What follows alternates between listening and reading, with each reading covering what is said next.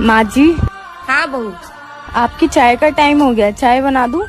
तू चाय छोड़, पहले मुझे ये बता, तू शादी के पहले भी अपनी माँ के पीछे ऐसे ही भागती थी? क्या हुआ माँ जी? बहू, अभी तू बोल रही है कि चाय बना दूं, फिर तू बोलेगी कि पराठे बना दूं, फिर तू बोलेगी कि रात को आलू मटर बना दूं। एक बात बता, क्या मैंने इसीलिए तुझे अपनी बहू बनाया है?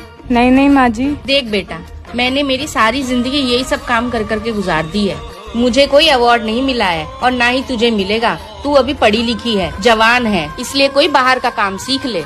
माँ जी, मेरा ब्यूटी पार्लर खोलने का बहुत मन है और मैंने उसका कोर्स भी सीख रखा है, लेकिन अगर मैं काम पे जाने लगी तो मेरे घर का काम कौन करेगा? मेरे बच्चे को कौन संभालेगा?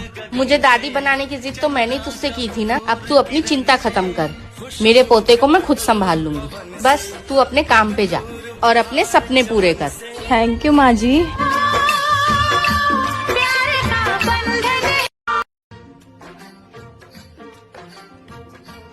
बहू।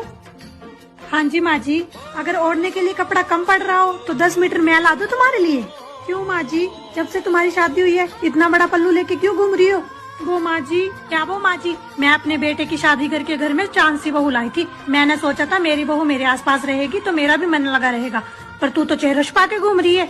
माँ जी, मेरी माँ ने बोला था कि ससुराल में घूंघट डाल के रखना। बेटा, तेरी माँ ने कुछ सोच के ही बोला होगा। मैं तेरी माँ की भावनाओं की कदर करती हूँ, पर मुझे मेरा चांद बादलों में नहीं चाहिए। ठीक है माँ जी।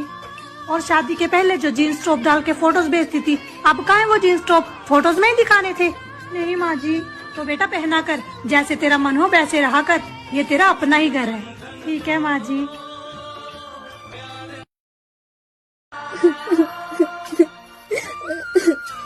बहू, क्या हुआ बेटा, तू रो क्यों रही है?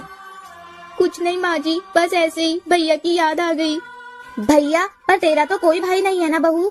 नहीं नहीं माँ जी, मेरे भैया हैं। क्या? कहाँ है तेरा भाई? तेरी शादी को तो पूरे 8 महीने हो गए, मैंने तो कभी नहीं देखा। क्योंकि माँ जी वो एक किन्नर है, उनके पैदा होते ही जैसे ये बात मम्मी पापा को पता चली तो उन्होंने उसे उनके समाज में भेज दिया।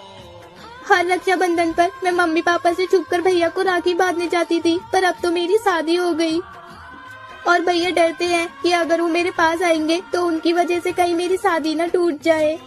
अरे बहू, ये तो बहुत अच्छी बात है कि तेरे दिल में तेरे किन्नर भाई के लिए इतना प्यार है।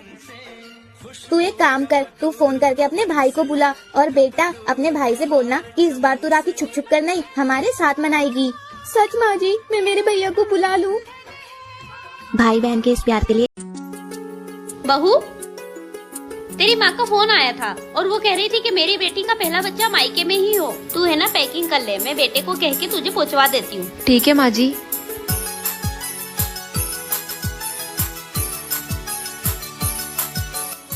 हेलो माँ, मैं मायके नहीं आऊंगी। क्यों बेटा? क्योंकि मेरी सासू माँ की इच्छा है कि मेरा पहला बच्चा मेरे ससुराल में ही हो। लेकिन बेटा, तेरी सासू माँ तेरा अच्छे से ख्याल नहीं रख पाएगी। अरे माँ, ऐसा नहीं है, वो तो बहुत अच्छी है और वो तो मेरा अभी से ख्याल रखने लग गई है, आपकी तरह। ठीक है, जैसा तुझे ठीक लगे। ठीक है माँ। ये ले बेटा हल्दी वाला दूध, मैंने अंजू को तुझे देने के लिए बोला था, उसने मुझे दे दिया।